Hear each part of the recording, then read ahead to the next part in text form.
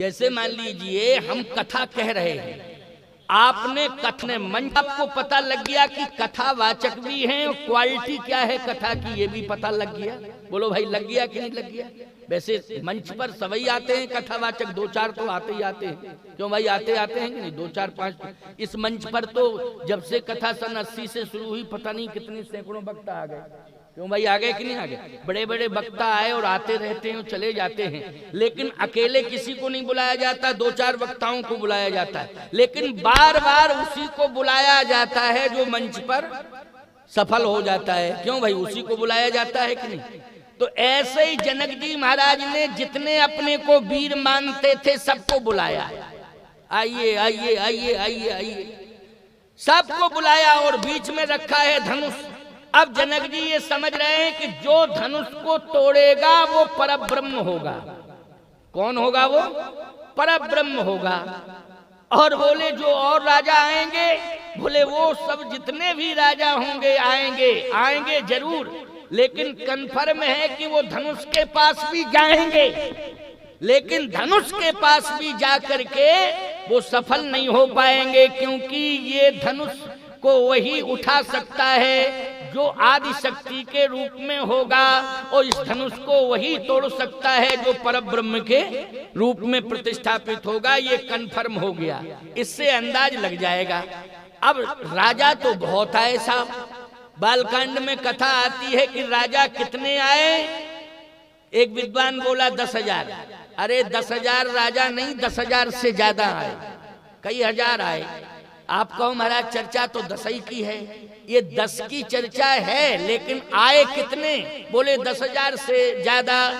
फिर धनुष के पास जो गए हैं वो 10,000 है, बाकी जो राजा आए हैं वो धनुष के पास नहीं गए 10,000 से ज्यादा। क्यों? बोले जिनके कछु अरे विचार मन माही,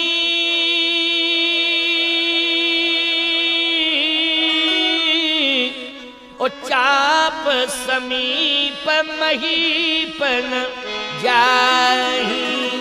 बोले जो विचारवान राजा थे, जो ये मानते थे कि आज हम जनकपुर में आए हैं तो ये मेरा सौभाग्य है, क्योंकि मुझे आदि शक्ति माँ का दर्शन भी हो रहा है और परम पिता परमात्मा का भी दर्शन हो रहा है। इसलिए जगत पिता रघुपति विचारी, और भरी लोचन छवि लेहु निहारी।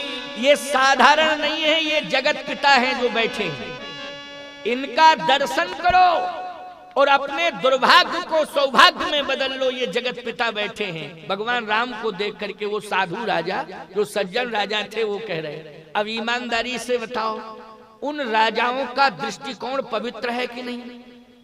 जो परमात्मा के रूप में देख रहे हैं प्रभु राम को, उनका कितना पवित्र दृष्टिकोण है।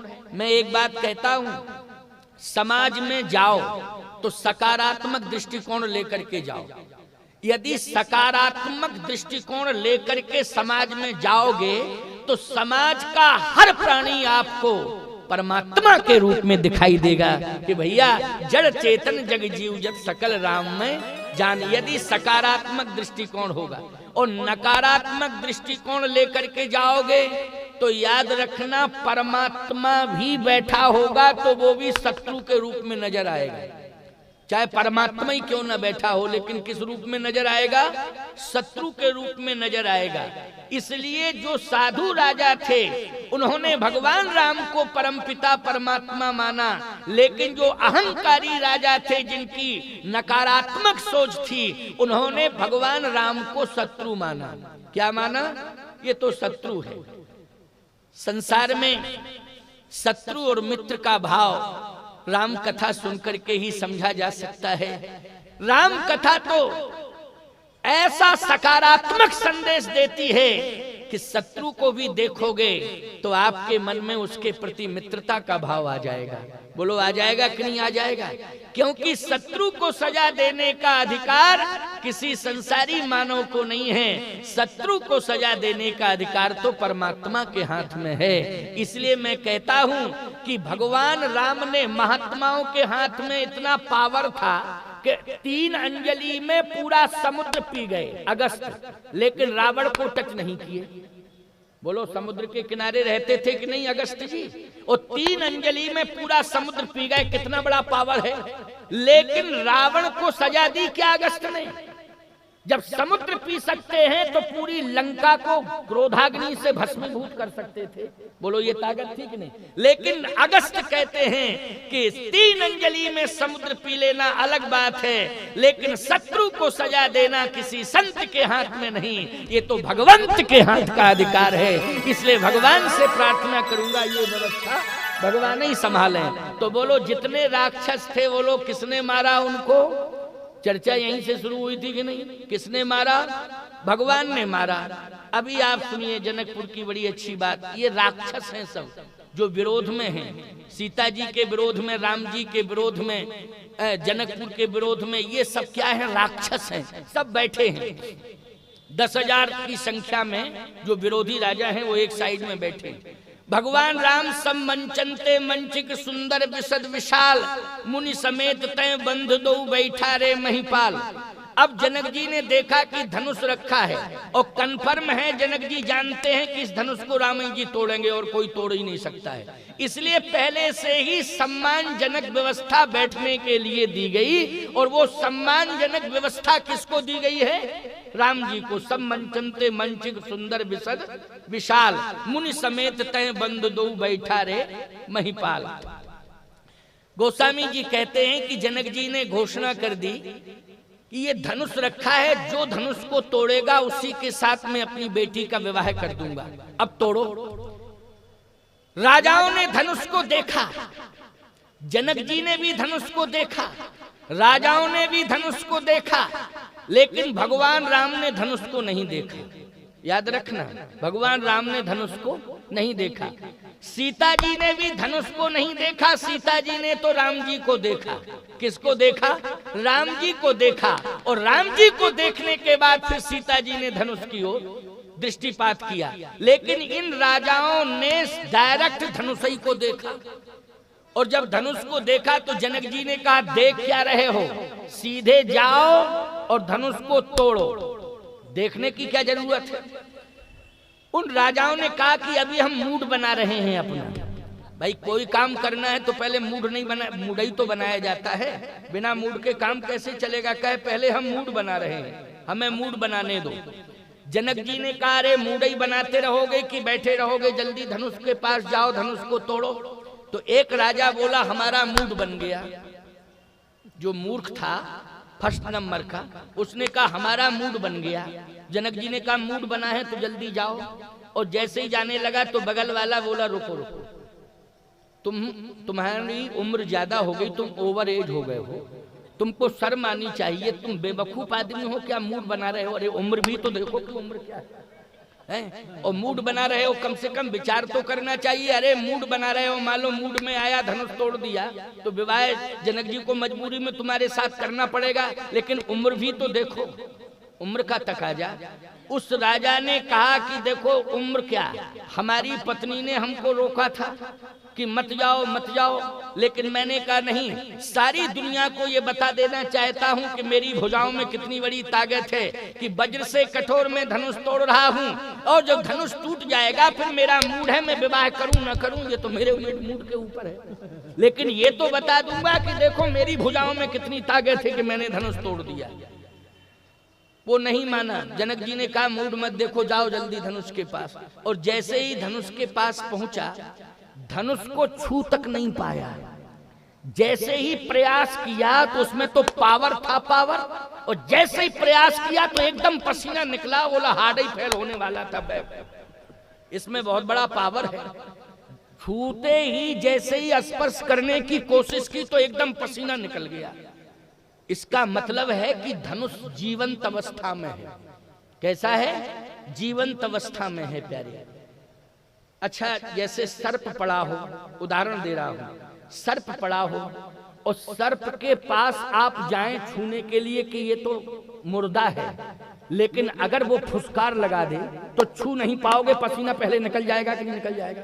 बोलो भाई, छू नहीं पाओगे, लेकिन पसीना फुसकार से ही पसीना निकल जाएगा। बोलो निकल जाएगा कि नहीं? तो मुझे लगता है कि जैसे ही छूने की कोशिश की तो धनुष ने ये संकेत दिया उसको, कुछ ना कुछ ऐसा संकेत दिया कि पसीना निकल गया और बैक होके वापस। दूसरा वाला राजा हंसते हुए बोला, कहो पहले रोका था कि नहीं? मूड खराब मत करो, अब तुम्हारा मूड किसी काम का है, गए और काम हुआ नहीं, वापस लौट आए, किसी काम का मूड है? देखो हम जा रहे हैं और हम जा रहे हैं धनुष को तोड़ के आएंगे। हमने पहले ही तुमको रोका था कि धनुष मुझसे टूटना, अगर तुझसे टूटना होता तो मेरा इंतजार कैसे करता? उस राजा ने कहा तुम्हारा मूड है तोड़ने का, तुम जाओ। और जैसे ही आगे बढ़ा तो जिससे नहीं टूटा वो बैक होकर के धनुष की ओर देखता है और कहता है, धनुष मैं आया था लेकिन आपके बल से मैं इतना प्रभावित हो गया हूं कि छू तक नहीं पाया आपको। इसका मतलब है कि संसार में सबसे बड़े बलवान आप हो, लेकिन जो आपके पास जा रहा है इसमें बलबल कुछ नहीं है, ये केवल बलबला रहा है। ये हम जानते हैं क्योंकि हमारा पड़ोसी राजा है, इसमें बलबल कुछ नहीं है, केवल बलबला रहा है।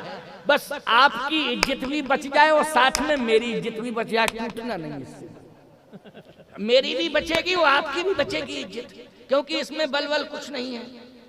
बस इतनी मेरी प्रार्थना है कि इससे टूटना नहीं।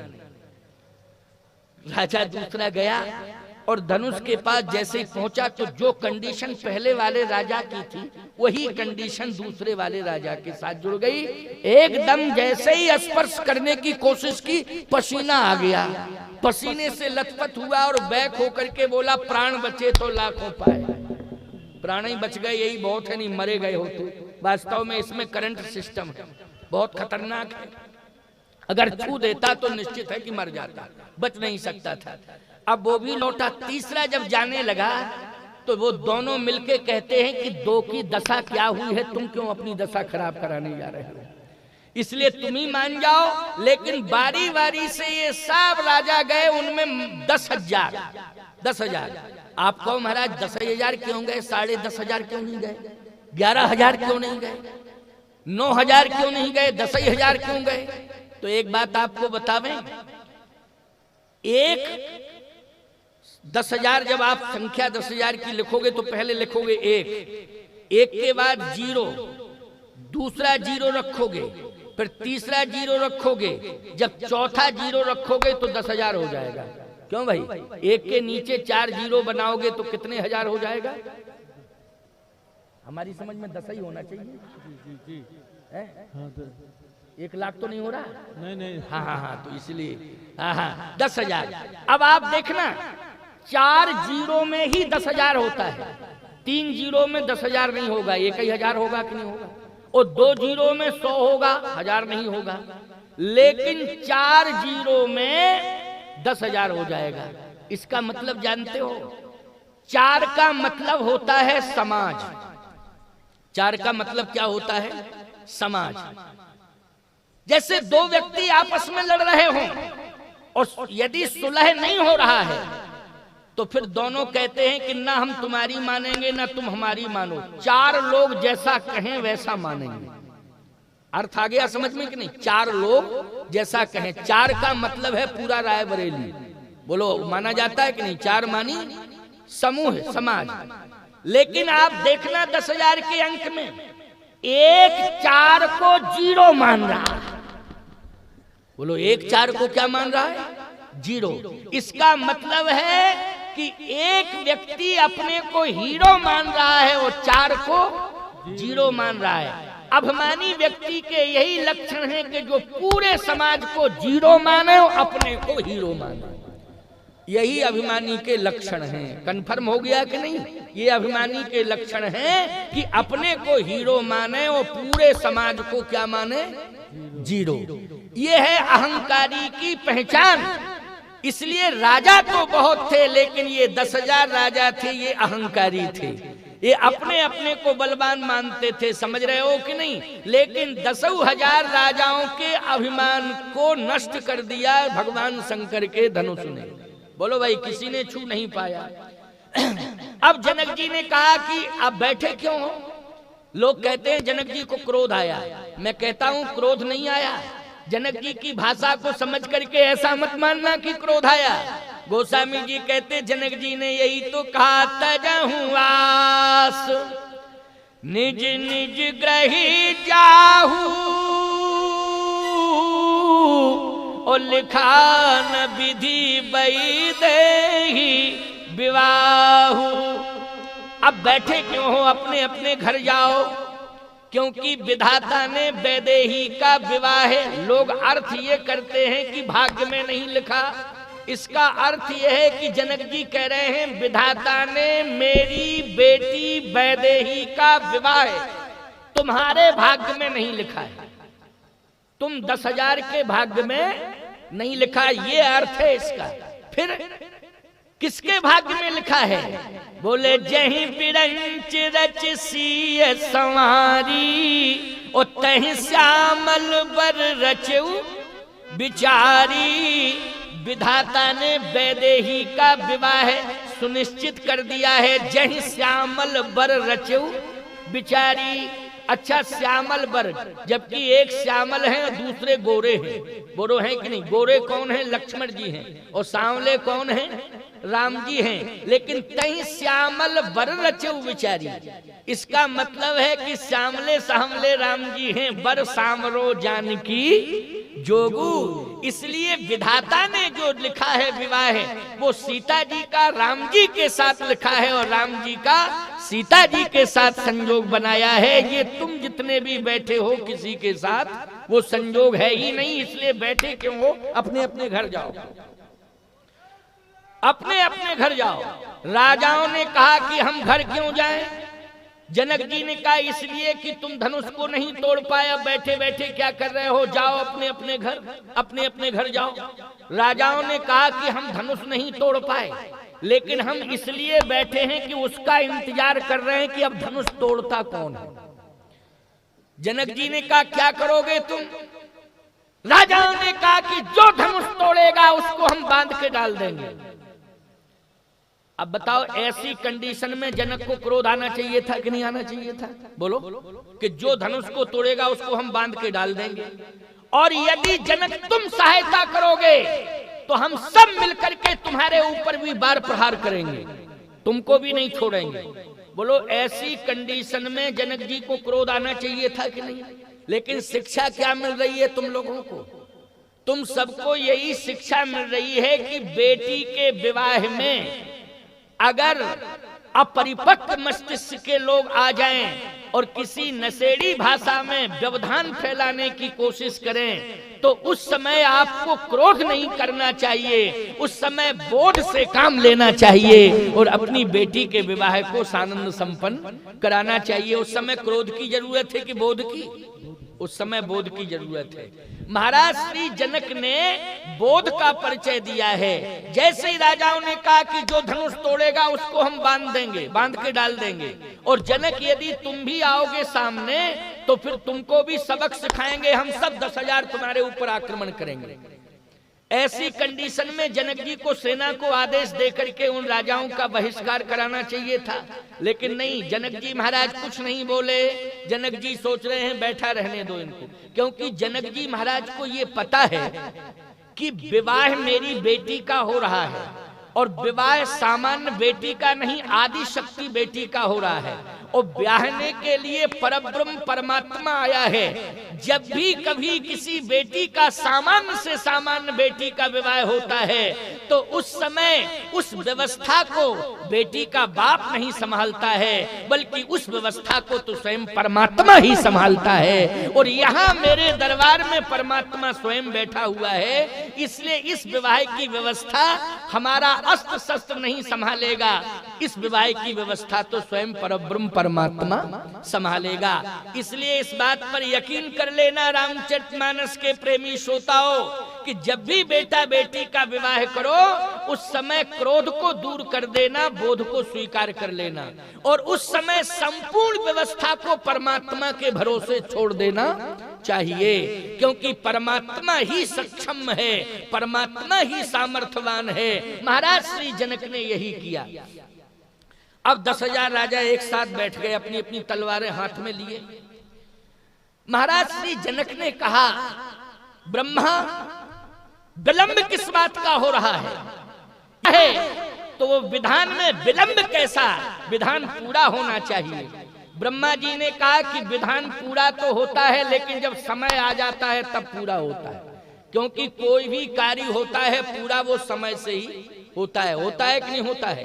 और ब्रह्मा जी ने कहा थोड़ा समय का इंतजार कर लो, बस समय का इंतजार करोगे तो निश्चित रूप से कार्य पूर्ण होगा।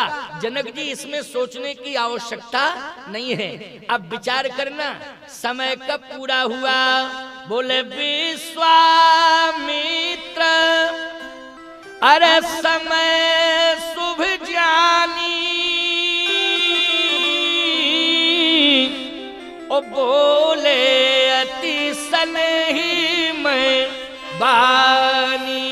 विश्वामित्र जी समय को समझ गए और जैसे समय को समझे तो बोले अति स्नेह में बानी। राम जी से बोले, क्या बोले? उठहु राम, अब बैठो नहीं उठो, उठहु राम भंजो भव चापा। हे राम उठो, धनुष को तोड़ो और जनक के संताप को दूर करो। उठहु राम भंजो भव चापा उमेटहु तात जनक परितापा। हे राम उठो, धनुष को तोड़ो और जनक के संताप को दूर करो। समय जब आया तब विश्वामित्र जी बोले। इसका मतलब है जब समय आता है तभी कार्य होता है। समय के पहले कितना ही परेशान तुम हो जाओ कार्य पूरा नहीं होगा। समय जैसे ही आएगा निश्चित रूप से कार्य पूरा होगा। समय के बारे में ज्ञान कौन देगा? समय के बारे में ज्ञान देने वाली सबसे बड़ी पाठशाला है राम कथा। बोलो कौन सी पाठशाला है? राम कथा। ये राम कथा रूपी पाठशाला में आप बैठे, ये समय का बोध जो इसकी प्रेरणा आपको दी जा रही है, बोलो ये किस पाठशाला में दी जा रही है? आध्यात्मिक पाठशाला में, राम कथा की पाठशाला में ये बोध दिया जा रहा है। इसलिए मैं कहता हूं कि समस्याएं बड़ी बड़ी आएंगी, हताश और निराश होने की आवश्यकता नहीं है। तुम तो संतों की सभा में पहुंच जाना और संतों का सत्संग सुन करके एक एक शब्द को अपने हृदय में हृदयस्थ कर लेना। जब कभी कोई समस्या तुम्हें चुनौती देने लग जाए तो संतों का शब्द निश्चित रूप से तुम्हारे लिए बहुत बड़ा सहायक बन जाएगा, बहुत बड़ा समाधान का सहयोगी बन जाएगा। इसलिए संतों का एक एक शब्द सुनना चाहिए। आज संत विश्वामित्र जी महाराज की वाणी पर ध्यान दिया भगवान राम ने और कहा, हे राम उठो, विश्वामित्र समय शुभ जानी और बोले अति स्नेह में बानी। उठहु राम भंजो भव चापा उमेटहु तात जनक परिताप। हे राम उठो, धनुष को तोड़ो, जनक के संताप को दूर करो।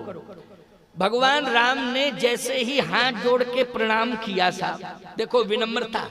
मैं यही तो कहता हूं कि कोई भी बड़े से बड़ा कार्य करो, विनम्रता को साथ लेके चलो।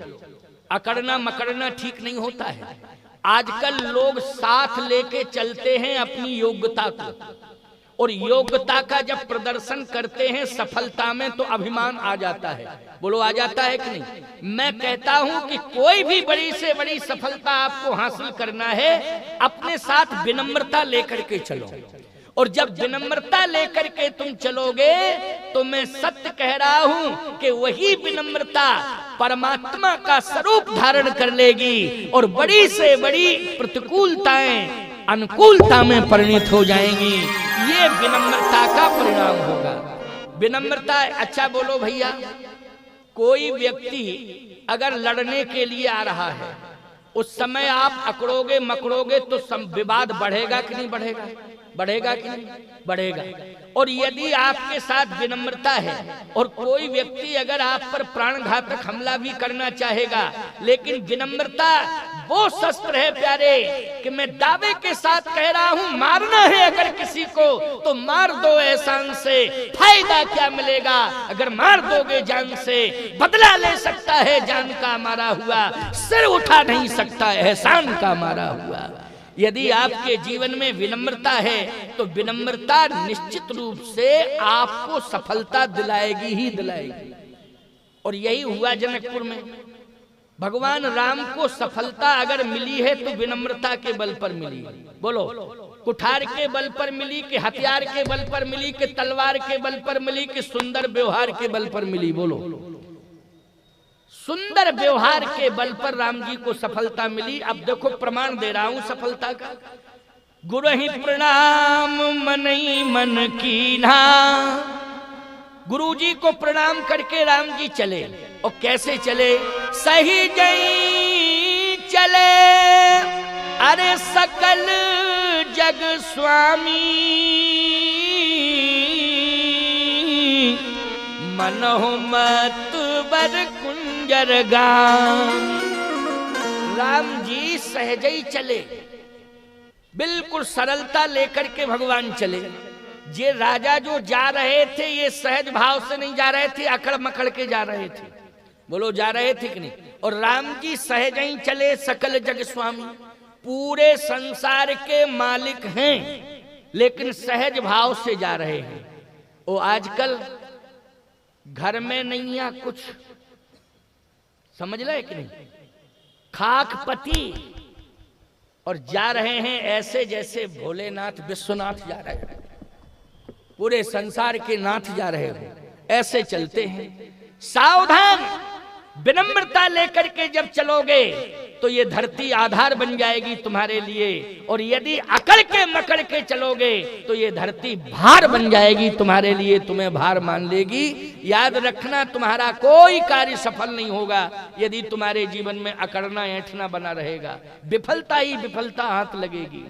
इन राजाओं के जीवन में विफलता ही विफलता हाथ लगी, लेकिन भगवान राम विनम्रता लेके चले तो इतनी बड़ी सफलता मिली कि जैसे ही धनुष के पास पहुंचे तो धनुष छोटा हो गया।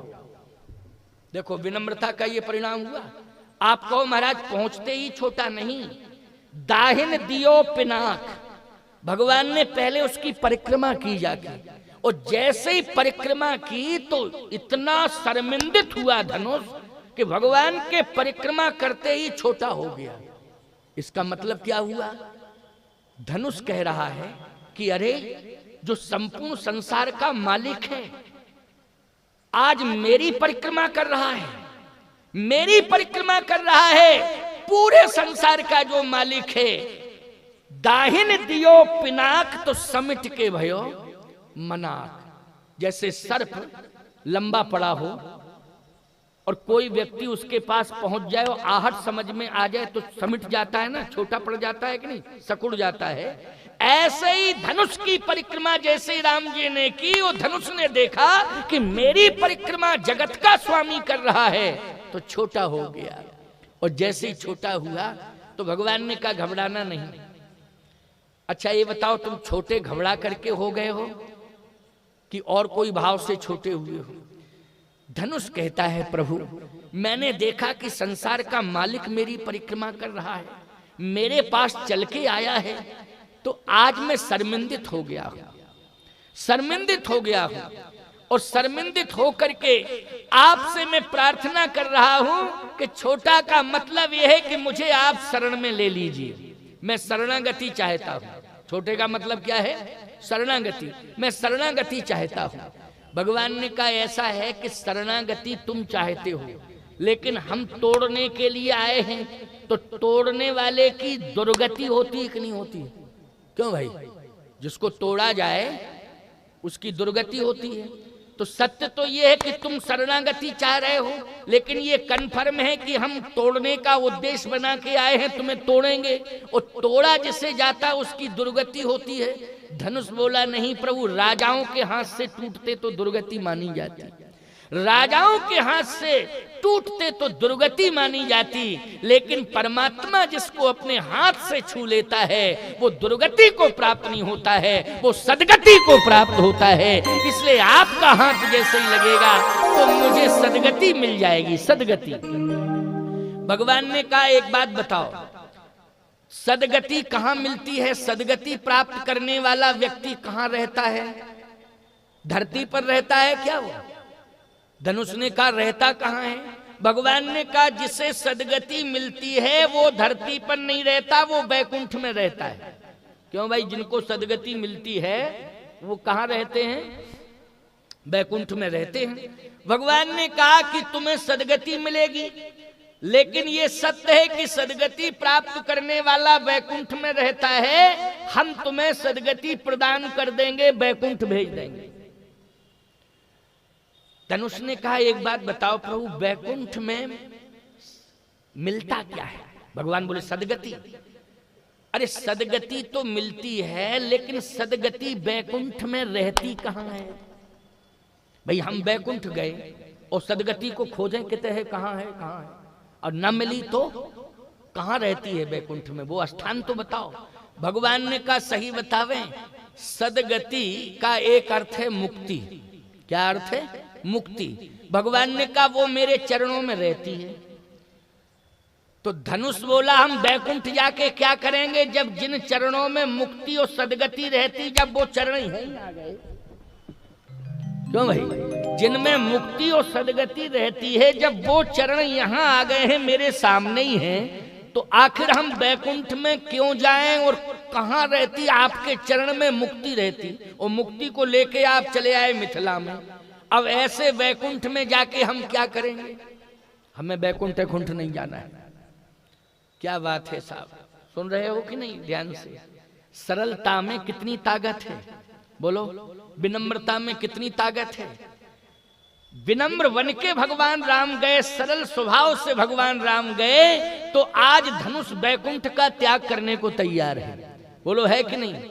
और बैकुंठ की ऊंचाई का त्याग करने को तैयार है, चरणों में रहने के लिए तैयार है। बैकुंठ की ऊंचाई का त्याग कर रहा है कि नहीं? लेकिन स्वीकार क्या कर रहा है? भगवान का चरण तोड़ने के बाद आप अपने चरण में डाल देना। तो चरण में जब आप डाल देंगे तो इन चरणों में रहती है मुक्ति। मुक्ति तो मुझे मिल ही जाएगी। भगवान ने कहा तो फिर मतलब अभी तक तुम जनकपुर में रहे, फिर भी टूटने के बाद जनकपुर में ही रहना चाहते हो, तो फायदा क्या है? धनुष ने कहा फायदा यही है कि पहले मैं एक था, और जब दो भागों में हो जाऊंगा तो मुझे ज्यादा लाभ होगा। कहा कैसे? कहा जब मैं एक था तो अकड़ा मकड़ा पड़ा था, अकड़ा मकड़ा। अच्छा जब एक था तो कैसे, किस मुद्रा में था धनुष? जल्दी बोलो। अकड़ा मकड़ा था। कृपा करके किशोरी जी कभी आ जाती थी तो यही सोचता था कि बड़ी कृपा की, क्योंकि मैं तो जा नहीं सकता था, अकड़ा मकड़ा था। जो अकड़े मकड़े लोग होते हैं ना, वो यही कहते दुनिया हमारे पास आए, हम किसी के पास। जो अकड़े मकड़े होते हैं, समझ गए हो कि नहीं? धनुष यही तो कह रहा था कि मैं एक था लेकिन अकड़ा मकड़ा था, तो कभी किशोरी जी कृपा कर देती थी, कभी छू लेती थी तो मैं धन्य मानता था, लेकिन जब चली जाती थी दूर तो कष्ट होता था कि आई तो लेकिन थोड़ी देर के लिए कृपा करने के लिए आई, लेकिन छोड़ के चली गई। काश अगर मुझ में अकड़ मकड़ ना होती तो किशोरी जी अपने साथ मुझे ले जाती, या मैं स्वयं चल करके किशोरी जी के पास पहुंच जाता। लेकिन हे राघवेंद्र सरकार, इस अकड़ मकड़ के कारण ही आज मैं यहां पड़ा हूं। लेकिन आप कृपा करने के लिए आए, जब आप तोड़ देंगे तो मेरी अकड़ खत्म हो जाएगी। जब आप तोड़ देंगे तो अकड़ खत्म हो जाएगी, और लाभ मुझे ये मिलेगा कि जब दो भागों में हो जाऊंगा तो इतनी कृपा कर देना कि एक भाग आप अपने चरणों में डाल देना और दूसरा भाग किशोरी जी के चरणार बिंदों में मेरा पहुंच जाए। तो किशोरी जी के चरण में भक्ति रहती है और आपके चरण में मुक्ति रहती है। मुझे मुक्ति भी मिल जाएगी और भक्ति भी मिल जाएगी। ईमानदारी के साथ बता बोलो, सरलता में ये परिवर्तन आया कि नहीं आया? आया कि नहीं? राम जी सरल बन के गए, सहज भाव से गए, तो आज कठोर से कठोर धनुष भी आज भगवान की चरण शरण में आने को तैयार है, बोलो है कि नहीं? और गोस्वामी जी ने प्रमाण तो ये दिया, छुअते ही टूट, छूते ही टूट गया वो, मतलब टूटने के लिए तैयार ही बैठा था, लेकिन थोड़ा सा छुआ और टूट गया। अच्छा, जैसे ही धनुष टूटा तो पूरे जनकपुर में ही प्रसन्नता नहीं है साहब, 33 करोड़ देवता पुष्पों की वर्षा कर रहे हैं, प्रसन्नता ही प्रसन्नता छा गई।